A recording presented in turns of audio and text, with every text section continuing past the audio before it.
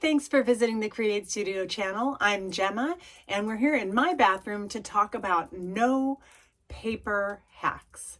Now, usually I do art, but I'm doing a series this month that's kind of all about ways to cut down on that disposable paper that we buy at the store, around paper towels and other disposable paper napkins and so on.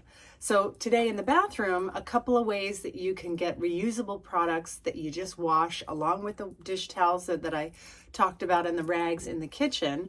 You can use these great little face pads. They're kind of made out of a synthetic, this one's not cotton, two-sided pad. I use them for a facial cleanser, and then I use them, usually I'll use one a day. So those are great, and then they go in the wash.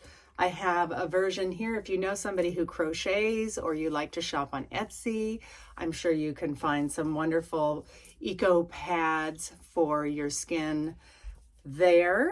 And then for your hands and face washing, washcloths are great. And these are washcloths that my daughter likes to use, which are white. If she was interested, she could try to get them super white again. I like to use these small hand towels, and I like the darker color because that way they don't look really aged as they wear over the years.